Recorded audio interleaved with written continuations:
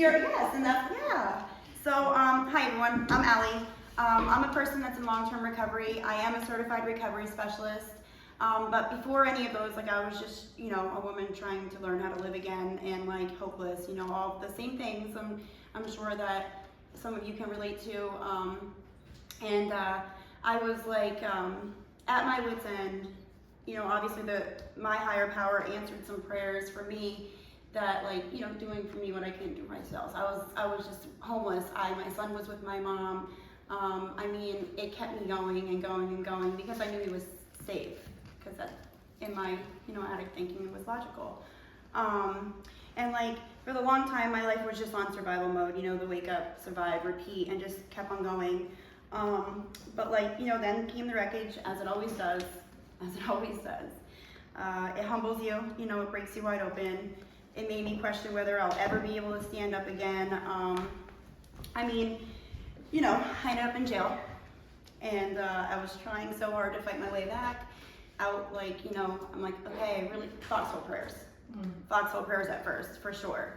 And then my bail was denied, and my bank account was frozen by someone I had trusted, and I was just like what am I gonna do? And that day, I remember when my bail was denied, and I remember that I was no longer foxhole praying. I went back into my cell, and I was just defeated, absolutely defeated. And I felt like I had nothing left to fight with, but of course, we persevere, so that's what we do. And somehow, with a bail bondsman, small miracle, my stepdad stepped in. I called a recovery house, and I walked out of the cell maybe a week later. Craziness, walked out of the cell a week later into a whole new beginning, and that's where I met Heather. I didn't know it then, but she's definitely one of the biggest catalysts in my recovery. She didn't just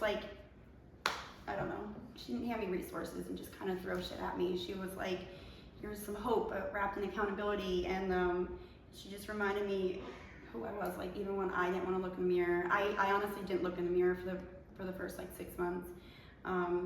But she was just like, it's all right, dude, it's fine, and just appear, that's really important to me. She honestly is the reason why I became a Sierra. She might not know that, but she probably does now.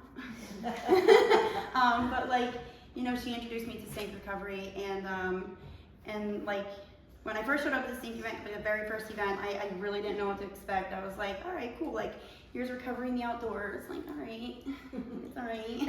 I don't know if I belong here, but okay. And then, but I felt that I was genuinely surrounded by people that saw recovery, not as a punishment, but more of a freedom, and I just felt home. I felt home. I felt the connection, and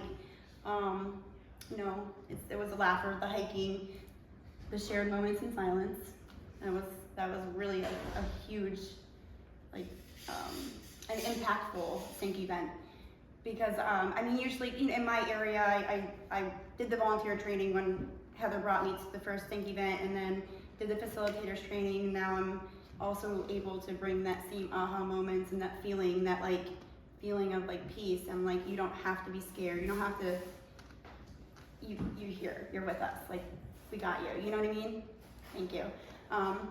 And so the most amazing part is that they collided, obviously, my recovery life and my home life. My son comes to all the events, and he's always his little face lights up, and he's always when's the next one? So usually I'm planning the next one that he's gonna enjoy. But I just want to say one last thing. So this is the most thing I wanted to remember to say. So let me just say it, and then if I can sum this up, I'd say that my experience showed me what broken looked like. Obviously, my strength came from those who reached a hand back. And my hope came from realizing that life doesn't end in the wreckage. Sometimes it's where it begins. And Sync for me is where that beginning became a life worth living. Yeah. Thanks.